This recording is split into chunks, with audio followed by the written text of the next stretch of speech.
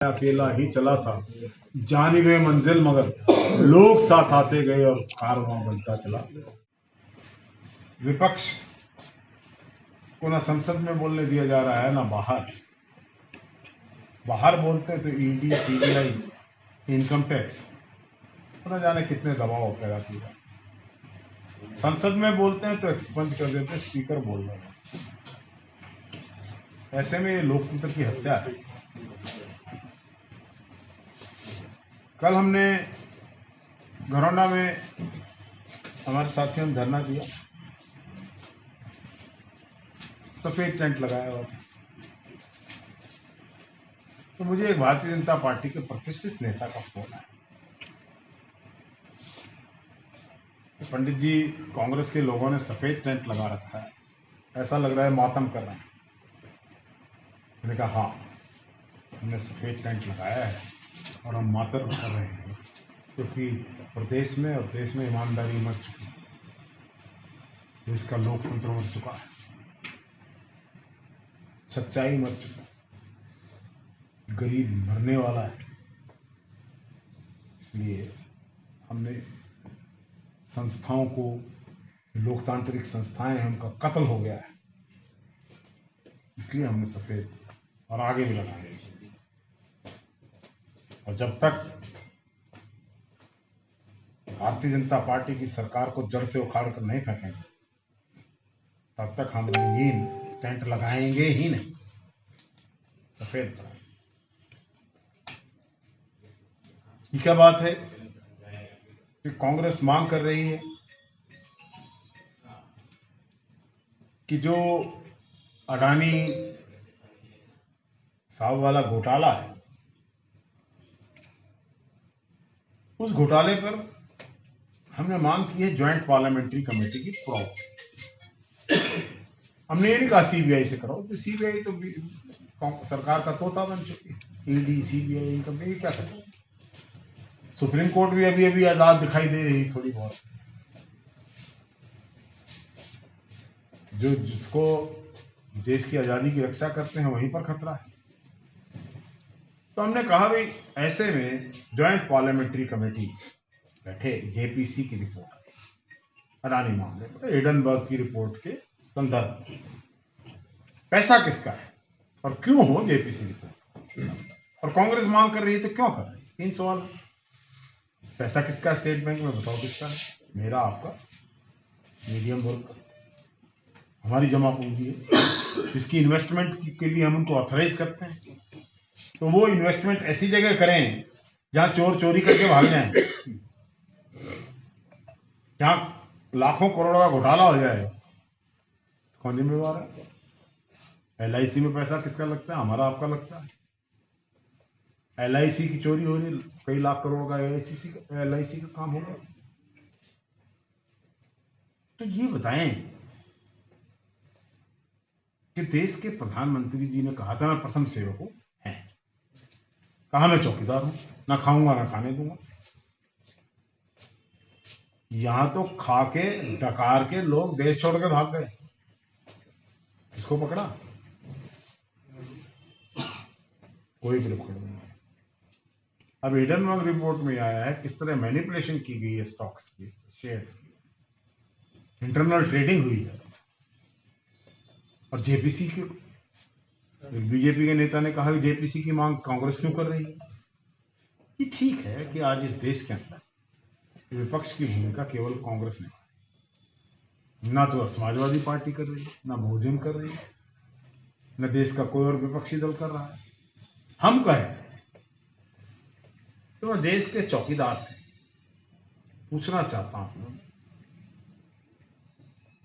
कि जब देश का पैसा लेके लोग भाग रहे हैं, भाग चुके हैं, आपकी पकड़ से बाहर है, तो ये चौकीदार सो रहा था क्या। प्रथम सेवक क्या सेवा कर रहे थे। जेपीसी की बात मांग हमने की है, हम इसलिए कह रहे हैं कि हमारा मॉरल अधिकार है, हमने जेपीसी का को सहा है। जब बोफोर्स का आरोप हमारे ऊपर झूठा लगा और विपक्ष ने मांग की कि जेपीसी कराई, तो हमने जेपीसी कराई। शिवराज पाटिल अध्यक्ष थे। तो आज ऐसा क्या है सरकार के पास छुपाने के लिए, जो विदेशों से रिपोर्ट उजागर हो रही है, और देश में उजागर करने में क्या तकलीफ है? क्यों ना जेपीसी, नहीं दूध का दूध पानी का पानी हो जाए। उससे सरकार भाग रही है। इसके विरोध में दबाव विपक्ष का काम है। लोकतंत्र में अपनी आवाज उठाना। इस मरे हुए लोकतंत्र में केवल कांग्रेस जिंदा है जो अपनी आवाज उठा।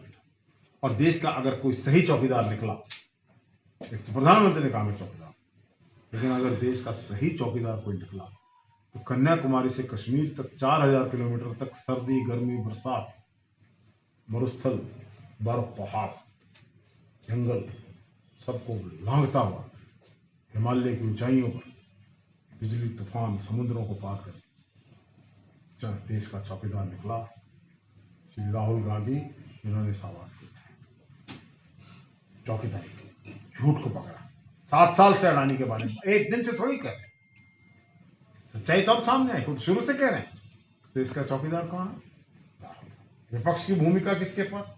हमारे पास, हम कांग्रेस के पास। या आप बता दो किसी ने प्रेस कॉन्फ्रेंस सुना भी हो आपने? कल हम धरना दे रहे हैं, हमारे प्रोग्राम के अनुसार सभी कॉन्स्टिट्यूंसी हेडक्वार्टर्स पर हम धरने देते हैं। आज हम दिन देखे हैं, कल घरौंडा था, पसंद है, नीलोखेड़ी हो चुका है, कल करना। टेंट वाइट रहेगा जी? सर एक जो दिल्ली के सर डिप्टी सीएम है मनीष सिसोदिया, उनकी गिरफ्तारी हुई है, कांग्रेस का क्या पक्ष है इसको लेकर? 2 सवाल पूछ लिए जी, आप बताओ किसका जवाब क्या लेना? जो मर्जी बताओ।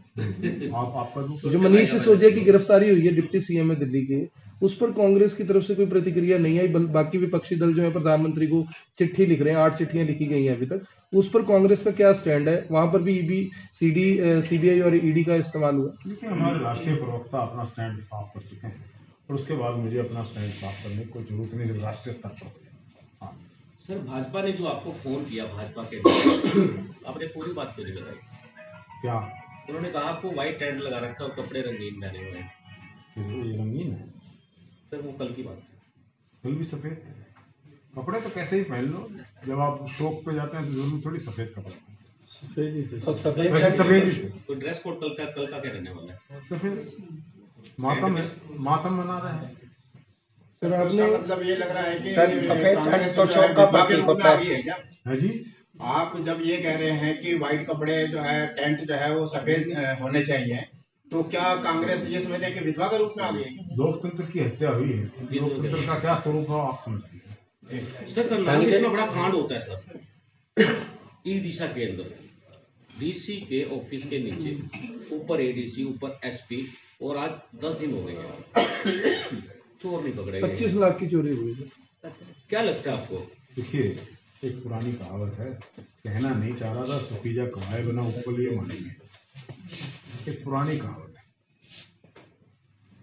अगर चोरी हो रही हो और कुत्ता भौंके नहीं तो सोच लो किसी जानकार ने की। तो वो कुत्ता त्रिलोचन जी के पास है, भोगता नहीं है वो। ताला लेके आया होगा, ताला लेके आया, ताला दिया था। क्या कारण क्या है? इतनी बड़ी सीएम सिटी में सुरक्षा व्यवस्था किस तरह सभा के अंदर कि चीफ मिनिस्टर सीएम सिटी की बात कर दी, क्यों हो रहा है? दोनों का जवाब है। चीफ मिनिस्टर साहब को करनाल के बारे में सही खबरें नहीं पहुंचती हैं। वो करनाल कभी कभार मेजाजपुशी के लिए आते हैं। उनका एक घर, कहते हैं उनका घर है 100 गज का रामनगर में, 200 गज का। हाँ, ऊषा जी जानती है। पड़ोस में। हाँ, आप बताएं उसमें कब ठहरे हो? जिसपे बोर्ड लगा दिया, बोर्ड लगा के सीएम सिटी बन गया।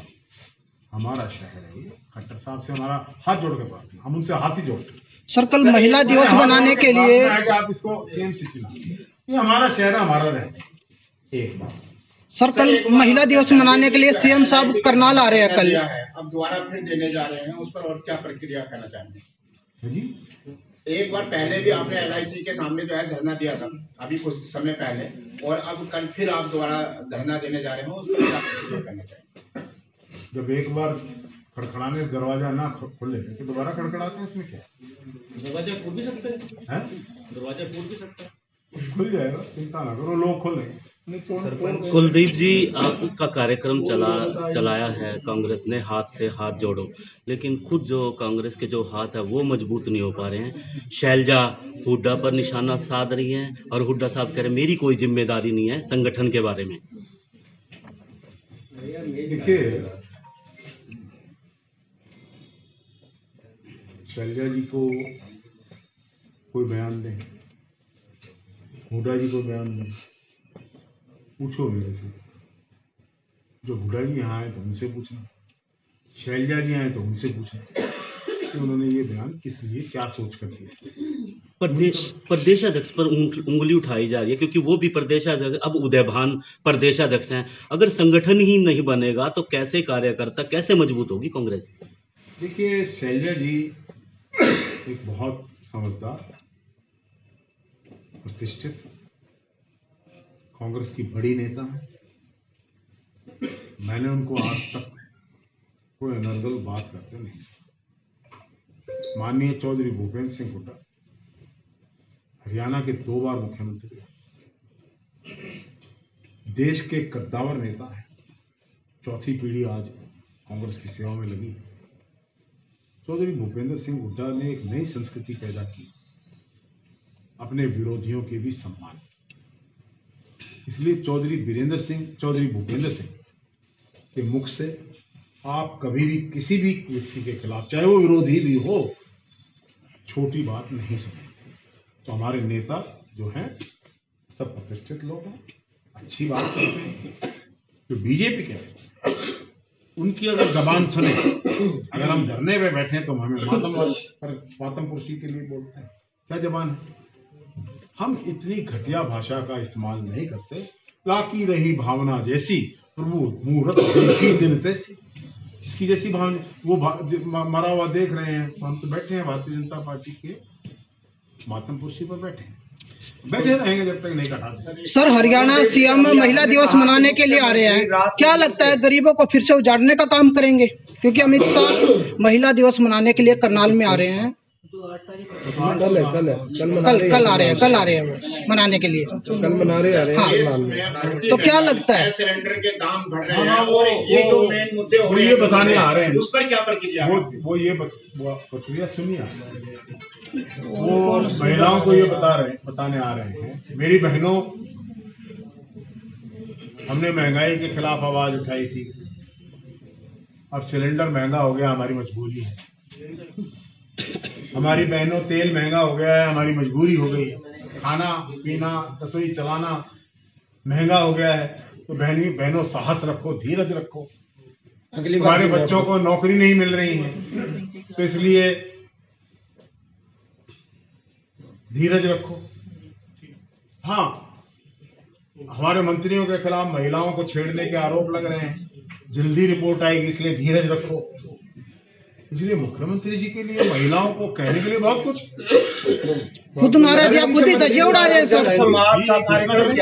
सर, क्या लगता है खुद ही नारा दे और खुद ही धज्जियां उड़ा रहे हैं उसकी? खुद ही नारा दिया बेटी बचाओ बेटी पढ़ाओ और उसके बाद खुद ही धज्जियां उड़ा रहे हैं। देखिए, मुख्यमंत्री जी का मैं बहुत सम्मान करता हूँ। वो एक ऐसे संवैधानिक पद पर बैठे हैं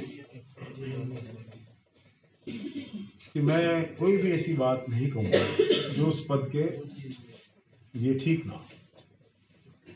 मैं ये तो कह नहीं सकता हूँ, क्योंकि सम्मान करता हूँ तो मुख्यमंत्री जी झूठ बोलते हैं। नहीं कह सकता, मेरी सभ्यता नहीं कहती। हाँ, मैं ये जरूर कहना चाहता हूँ कि मुख्यमंत्री जी, आप सच बोलना कम करो। एक तारीख तो बताओ, अकेला चला था, मैं अकेला ही चला था, जानिबे मंजिल मगर लोग साथ आते गए और कारवां बनता चला। ये जो 1 आएंगे, 100 आएंगे, 1000 आएंगे, 100 को साथ, 1000 को साथ लेने वाले सब आएंगे। सर, एक कांग्रेस के चल रही है कि मुख्यमंत्री जी करनाल से चुनाव नहीं लड़ेंगे, इसलिए इंटरेस्ट कम है। करनाल की हालत ये है, आपको क्या लगता है एक राजनीतिक? मुख्यमंत्री बहुत सूझवान राजनीतिक है, बहुत गहरी राजनीतिक सोच के व्यक्ति हैं, बहुत दूर की उनको सूझती, दूर दृष्टि रखते हैं। इसलिए अगर वो करनाल से पलायन कर रहे हैं तो उनकी दूरदृष्टि का नतीजा है। पूर्व विधायक बड़ी खुश हुई है, मुख्यमंत्री जी करनाल से चुनाव नहीं लड़ेंगे। नहीं, ये उनकी दूरदृष्टि है, इसलिए मुख्यमंत्री करना। देखिए, जिस प्रदेश का मुख्यमंत्री अपनी सीट छोड़ के चला जाए, हमें क्या होता है? देखो, मैं बात को स्वीकार करने में मुझे कोई तकलीफ नहीं। हमारे 3-4 आदमियों ने एमपी का चुनाव लड़ने से मना कर दिया, उससे क्या हो? कांग्रेस के लोग जब चुनाव एमपी सिटिंग एमपी चुनाव लड़ने से मना कर रहे हैं तो कांग्रेस की क्या परिस्थिति है? तो अगर मुख्यमंत्री जी यहाँ से नहीं, फिर उनके सम्मान में अच्छा शब्द कहूँगा, अगर मुख्यमंत्री जी यहाँ से पलायन भी ठीक नहीं, तो अगर मुख्यमंत्री जी यहाँ से प्रस्थान की मुद्रा में जा रहे हैं और शराफत से जाना चाहते हैं और करनाल वासी से माफी मांग कर जाएंगे, मुझे पता है। शिमला आपने 10 साल मुझे ताज मेरे सिर पर रखा, मैं कुछ नहीं कर सका, मुझे माफ कर देना। सभी बड़ा मामला हुआ करनाल में, मुख्यमंत्री जी का काफिला केवल मात्र 4.5 किलोमीटर एक्स्ट्रा चला और एसपी को फटकार लगा दी जाती है। ये मामला समझ में नहीं आया। मैंने नाप किया पूरा एकदम से, एक्यूरेट पीता मारा, कहाँ से गाड़ी आई, कहाँ से गई, कैसे गई, क्या रहा, केवल मात्र। देखिए ऐसा है कि मुख्यमंत्री जी ने किस बात पर फटकार लगाई, क्या बात, क्यों क्रोधित हुए? क्योंकि वो क्रोध में रहते हैं। उनको किया क्रोधित किया हम लोग थे? नहीं, वो क्रोधित ही रहते हैं। ओके। हाँ, वो उनका एक तखल्लुस होता है ना, जैसे गुलाम नबी आजाद, किसी का कुछ किसी का कुछ, वो भी क्रोधित रहते हैं। गुलाम नबी आजाद नहीं, तखल्लुस रखते हैं ना, शायर लोग रखते हैं। अच्छा, शायर। बड़ी शायरी हुई थी ना अभी विधानसभा में।